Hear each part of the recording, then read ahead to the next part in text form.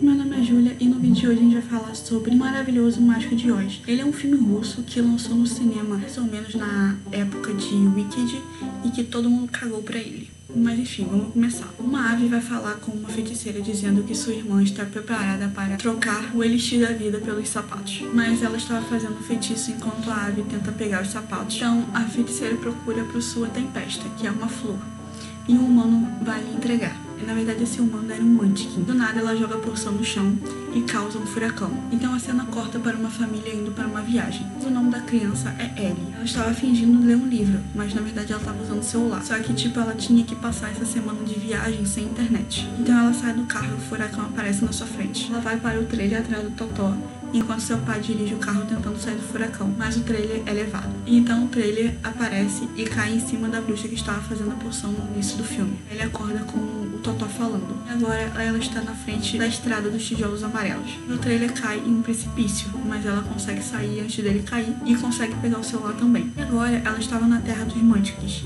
E a bruxa que tinha morrido e um Munchkin agora queria ser o governante. Mas os outros Munchkins riem dele. Falam que é ele agora que é a governante. Então aparece uma bruxa boa e ela é chamada de Vilina. Aquela feiticeira que morreu era a irmã dela, que era a Gingiama. E a bruxa boa conta que a Gingiama enviou seu tornado mágico para a Terra. E a bruxa boa tentou colocar ele num lugar seguro, mas não encontrou. O livro mágico apontou para o trailer. E foi assim que a Ellie foi parar naquele mundo. Mas ela não podia mandar ele de volta para casa. E só uma feiticeira má podia invocar aquele tipo de tornado de novo. Ela olha o livro e percebe que o mundo rosa era governado pela outra irmã da Vilina, a fada Estela. Mas a Ellie encontra um castelo sombrio onde mora uma feiticeira má. O verde que morava o terrível mágico de Oz. E do nada a Ellie começa a falar uma língua estranha que estava no livro, que dizia que o mágico a levará para casa se ela ajudar 3 criaturas mágicas a realizarem seu maior desejo. Então agora a Ellie tem que seguir a estrada de tijolos amarelos para encontrar o mágico.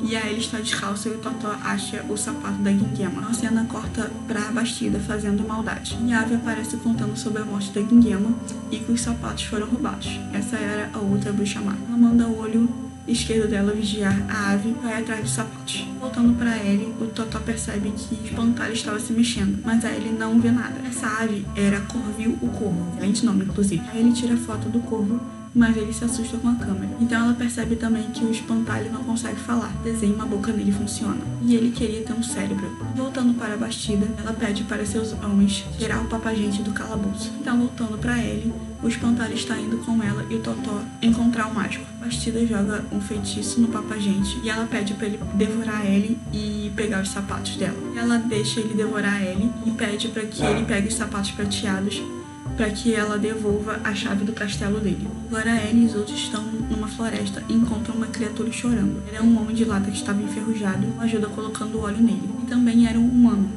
Ele tinha se apaixonado e pedido uma moça em casamento. Ele carrega ela dentro do coração, porque a madrasta dela não aprovava os dois juntos. Então ela pagou a Gingiama para poder amaldiçoar o machado dele, porque ele era um lenhador. Ele acabou arrancando sua perna esquerda por causa do machado. Então ele foi até um ferreiro que lhe fez uma perna de lata. Então ele pegou outro machado e arrancou a outra perna. Só que aquele outro machado também estava enfeitiçado. Então ele conseguiu a outra perna de lata. Mas ele fugiu da noiva porque não queria que ela visse um homem sem coração. Aí ele pede para o homem de lata ir com ela até a cidade das Esmeraldas. O homem de lata conta que a Bastida tem medo do mágico de Oz. E do nada ele começa a escutar a voz da sua mãe e acha que o lugar que eles estão é onde o mágico mora.